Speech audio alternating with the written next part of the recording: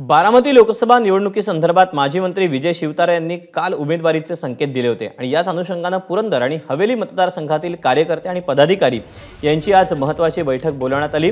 आज सकाळी 11 वाजता सासवड येथे ही सभा पार पडणार आहे। या बैठकीत बारामती लोकसभा मतदारसंघाच्या उमेदवारीबाबत चर्चा होणार असल्याची माहिती मिळते। 2 दिवसांपूर्वी महिला मेळाव्यात बोलताना विजय शिवतारे यांनी पवारांना पाडा अशा आशयाचं वक्तव्य केलं होतं। त्यानंतर काल पवारांविरोधात बारामती लोकसभा मतदारसंघातून निवडणूक लढणार असल्याचंही त्यांनी म्हटलं होतं। त्यामुळे आजच्या बैठकीत शिवतारे काय नेमकी भूमिका घेतात याकडे सर्वांचं लक्ष लागलं आहे। दरम्यान बारामती लोकसभा निवडणुकीसंदर्भात शिंदे गटाचे नेते विजय शिवतारे यांनी केलेल्या वक्तव्यावर विजय शिवतारे यांचा बोलविता धनी कोण आहे असा सवाल कर्जत जामखेडचे शरद पवार गटाचे आमदार रोहित पवार यांनी उपस्थित केला आहे। एकनाथ शिंदे साहेबांच्या पक्षामध्ये आहेत आणि त्यांचा पक्ष हा आदरणीय पवार साहेबांच्या मार्गदर्शनाखाली चालणारा जो राष्ट्रवादी आहे त्याच्या विरोधातला पक्ष आहे। त्यामुळे सुप्रियाताईंच्या विरोधात ते बोलू शकतील।